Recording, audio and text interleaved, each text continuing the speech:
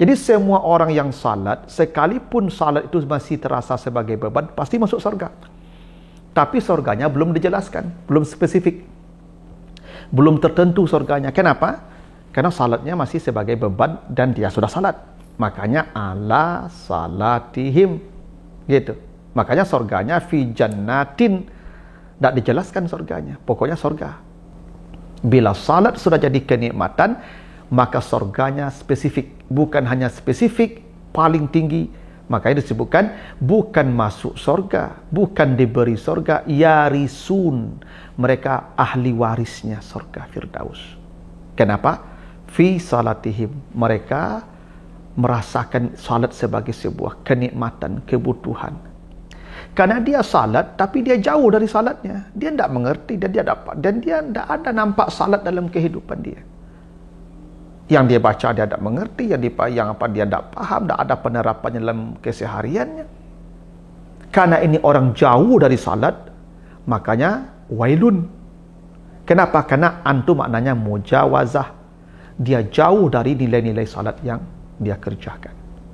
Itu bedanya ala salatihim, fi salatihim, dan an salatihim. Itu kenapa lalai di sana tu bukan lalai dalam salat sebenarnya, tapi lalai dari pemahamannya tentang salat.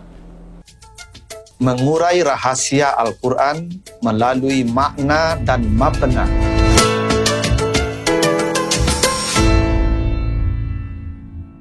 Assalamualaikum warahmatullahi wabarakatuh. Alhamdulillahi rabbil alamin. Assalatu wassalamu ala asrafil anbiya'i wal mursalin wa ala alihi wa ashabihi ajma'in. Para pemirsa program Makna dan Mabna yang dimuliakan Allah, kembali kita lanjutkan bahasan kita tentang bangunan dan struktur kata dan kalimat di dalam Al-Quran, serta makna dan pesan di balik bangunan dan struktur kata dan kalimat di dalam ayat-ayatnya tersebut. Kali ini kita akan bahas 3 surat. Pertama, surat Al-Ma'arij ayat 23, 2 surat Al-Mu'minun ayat yang kedua, dan yang ketiga surat Al-Ma'un ayat yang kelima. Apa kata surah Al-Ma'arij ayat 23? Allazina hum ala salatihim daimun. Orang-orang yang mereka selalu dalam salat mereka. Al-Mu'minun ayat yang kedua, allazina hum fi salatihim khasi'un. Mereka dalam salat mereka khusyuk. Di Al-Ma'un ayat yang kelima, allazina hum an salatihim sahun. Mereka lalai ya dari salat mereka. Nah, di sana kata salatihim ada 3 kali diulang. Salatihim di Al-Ma'arij, salatihim di Al-Ma'un, salatihim di Al-Mu'minun.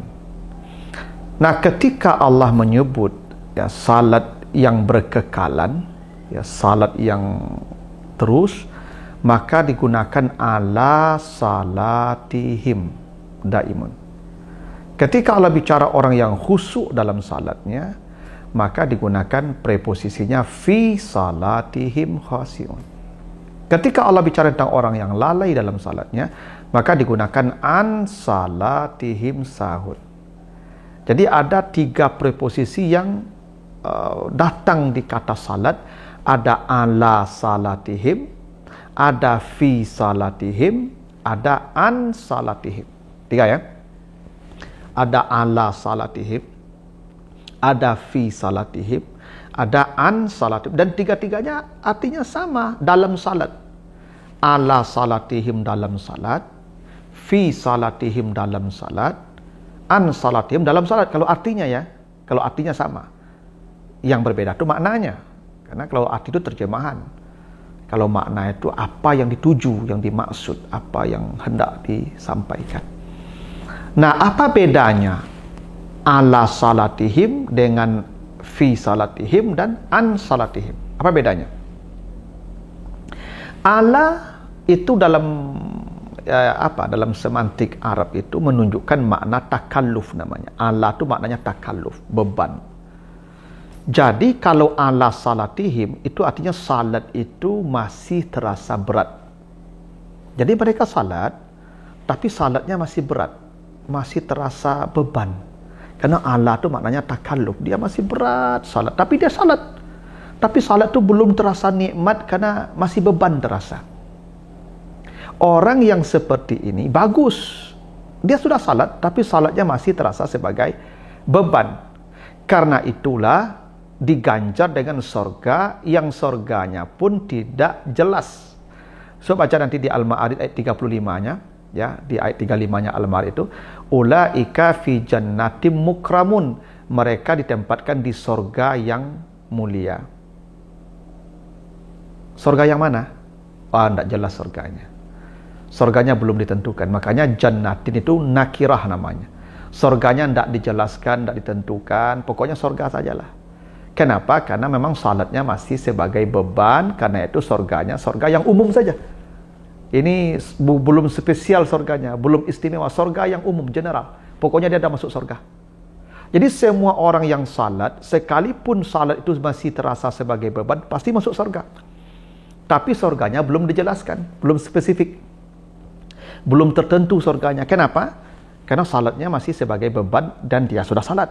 Makanya ala salatihim, gitu. Makanya sorganya fi jannatin, tidak dijelaskan sorganya. Pokoknya sorga, ya.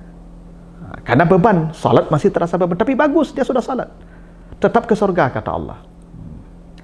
Berbeda dengan fi salatihim. Fi itu maknanya zarfiyah atau al-musahabah. Jadi fi itu maknanya dia sudah bahagian, salat itu sudah bahagian dari hidupnya, itu namanya zarfiyah.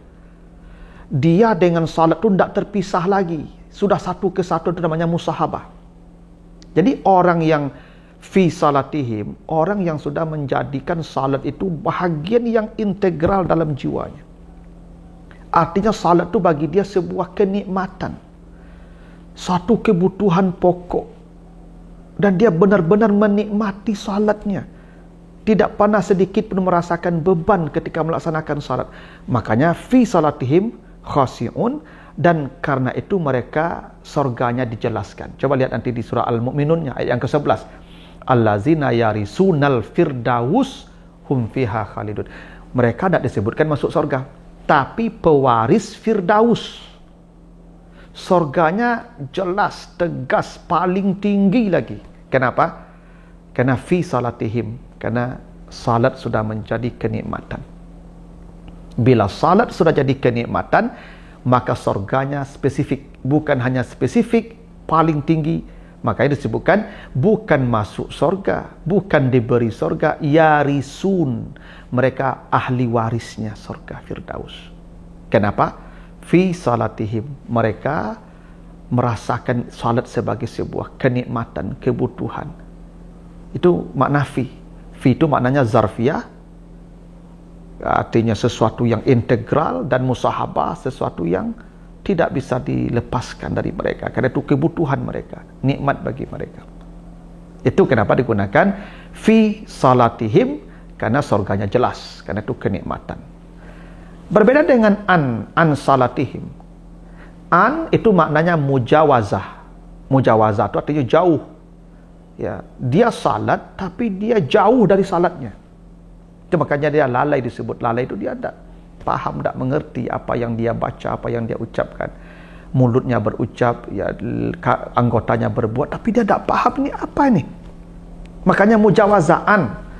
Karena dia jauh dari salatnya, maka fawailun lil musallin, neraka awal untuk dia. Karena dia salat tapi dia jauh dari salatnya, dia tidak mengerti, dan dia tidak ada nampak salat dalam kehidupan dia. Yang dia baca dia tidak mengerti, yang dia tidak paham, tidak ada penerapannya dalam kesehariannya. Karena ini orang jauh dari salat, makanya wailun. Kenapa? Karena antu maknanya mujawazah. Dia jauh dari nilai-nilai salat yang dia kerjakan.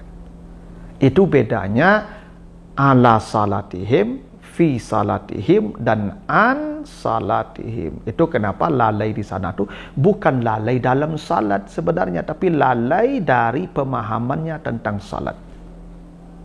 Dia takbir, Allah Maha Besar, tapi ketika ada masalah gelisah, mengumpat, mencela, berarti dia lalai dari Allahu Akbarnya. Jauh dia dari Allahu Akbar.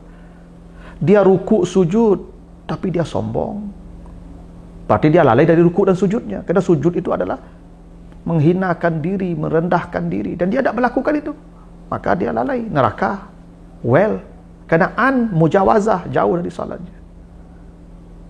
Atau dia salam, assalamualaikum, kiri kanan, tapi bermusuhan dengan orang, tidak akur.